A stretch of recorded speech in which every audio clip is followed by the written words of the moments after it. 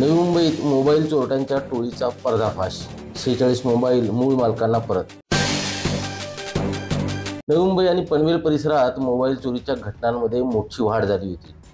या प्रकरणाचा तपास नवी मुंबई पोलीस आयुक्तालयाच्या गुन्हे शाखेने तातडीने हाती घेतला।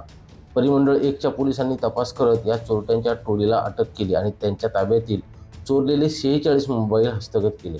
नवी मुंबई आणि पनवेल परिसरात मोबाईल चोरीच्या घटनांमध्ये एक समान पद्धती आढळून आल्या होत्या। गुन्हे शाखेच्या विशेष पथकाने तांत्रिक तपास आणि गुप्त माहितीच्या आधारे या टोळीचा मागोवा घेतला। या तपासादरम्यान काही संशयितांना ताब्यात घेण्यात आले। त्यांच्याकडे केलेल्या चौकशीत चोरीच्या मोबाईलचा खुलासा झाला। खूप आनंद होतोय आणि सर्वप्रथम मी पनवेल पोलीस स्टेशनचे खूप आभारी आहे की माझा 2 महिन्याआधी मोबाईल जो हरवला होता तो 2 महिन्यानंतर अथक प्रयत्नांनी त्यांनी मला पुन्हा एकदा मिळवून दिलं। त्यामुळे खूप आभारी आणि खूप आनंद होतोय मला आणि खरंच hats off Panvel police station.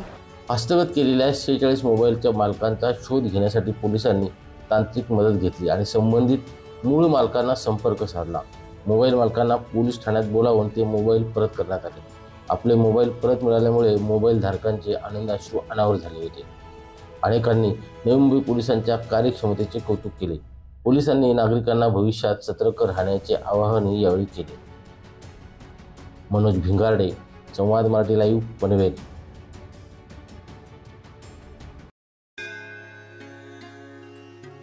Shri Ganpati संस्थान महड, तालुका खालापूर, जिल्हा रायगड।